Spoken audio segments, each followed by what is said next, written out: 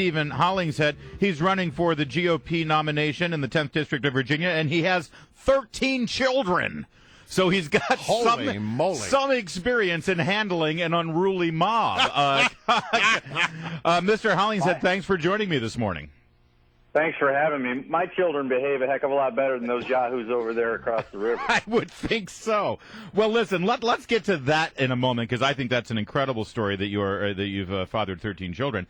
Let's first start with we just finished a conversation about taxes. I've looked where you stand on some issues, and you think we do need some tax reform and make the code simpler and fairer. Can you elaborate on that a little bit? I mean, that's sort of just a buzzword, Absolutely. simple and fair. This is a clear difference I have with a couple of my competitors for the Republican nomination who have voted for a lot of special loopholes, exclusions, and exceptions for their friends. This kind of cronyism, this kind of the government picking winners and losers in the economy is why Virginia's own tax rate is 46% above the national average, our tax on business. It's also why Washington's tax rate is the highest in the industrialized world on job creation. We have a jobs crisis, and we wonder why investors don't invest in the United States when we've got the highest tax on business of any country in the world.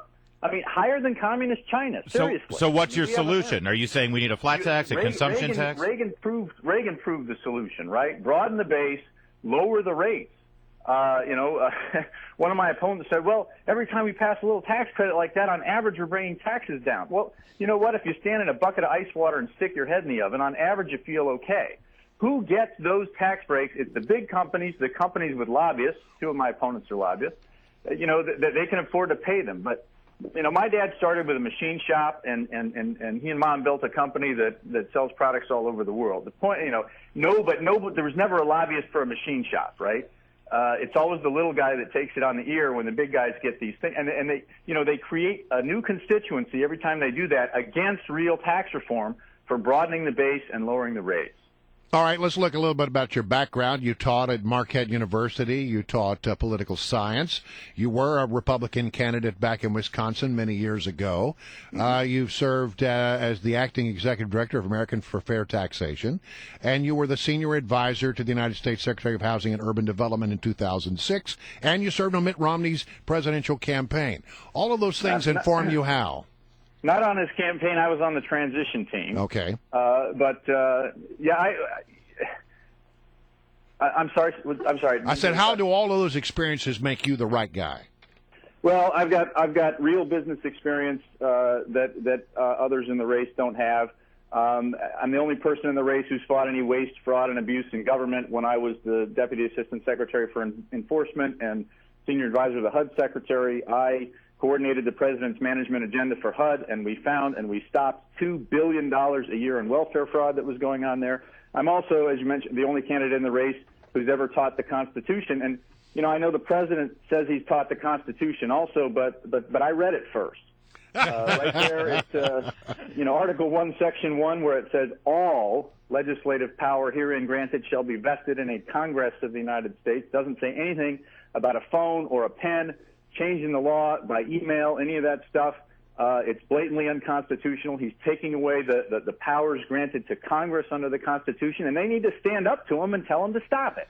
Our guest is Stephen Hollingshead. He's running for that GOP nomination for the special election in the 10th District of Virginia. And, a lot of times it helps people make their decisions about their candidate based on, what kind of congressman you might be. In other words, who in Congress right now do you sort of look to as an example of what you would bring to the table? I mean, are you a John Boehner, Eric Cantor kind of a candidate, or are you more of a Trey Gowdy, Darrell Issa kind of candidate, if you take the analogy? It's a very good question, and I'm certainly with the latter bunch there, and throw in a little amash and stir, and you've got a pretty good cocktail. I think it's time for fresh leadership in the House. I'll give you an example. Everybody's talking about this draconian, the horrid cuts in the Ryan budget. Seriously? I mean, if you look at it, it's got 3.5% average growth for the size of government over the next 10 years. The economy's not growing that fast. It's draconian cuts to say that in another 10 years, the percentage of the economy that big government is going to be even bigger. 39% of our GDP is spent on government today. In communist China, it's 21%. This is insane. Well, Sorry, go ahead. no, go ahead. I was going to let you finish your thought there. Well, I'm saying this used to be the land of the free, but when 39% of our GDP is spent on government, I begin to wonder. All right. So, look, you're saying some interesting things. And a lot of people listening to your voice were going to go, well, that guy's got some ideas. I like the way he expresses himself. But, it takes money and it takes a lot of effort to get name identification out there. How are you going to get your message out? And do you have the funding to run an effective campaign? Well, like a lot of things, you do well in business by spending your money wisely. We need to raise enough money. We don't need to raise as much money. Certainly in the primary, you don't need to raise as much money as one of the lobbyists who's running against me is very good at raising money. She's written a lot of checks over the years to a lot of folks to have access, and it's garnered her a bunch of endorsements and fundraising now. Well, that's great, and that's certainly a talent that she's got. But it's far more important to have somebody who has policy ideas that can speak to folks. Right? I mean, voters in the 10th district don't want somebody who can do all these little deals and special favors for special people.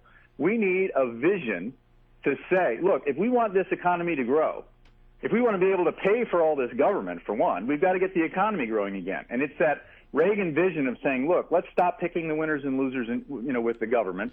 Let's broaden the base, lower the rates for everybody. Let's cut the red tape, which, by the way, costs more than all income taxes combined, even according to the government's own study. And let's get the economy booming again. And let's be open to everybody. All right. One low rate for everybody. Stephen Hollingshead, he's running for that primary for the 10th district. The primary, by the way, is April 26th. That's coming up. And one final really quick question, and not about what kind of congressman you'd be, but just logistically. 13 kids? I mean, what do you have? Like, do you have a school bus like the Partridge Family? How do you get around? We got a 15-passenger van, There we go. To move them around with, and hey, my wife is a wonderful COO. I've been a COO, but she really deserves the title.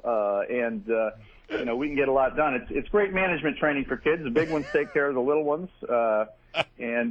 We have so it's like a pyramid scheme you got going Yeah, there, there you Hollingshead. go. All right, I If get you it. run out of room, you can always strap one to the roof. That's what I say. Thank you, Stephen Hollingshead. Fair enough. It's good to have you.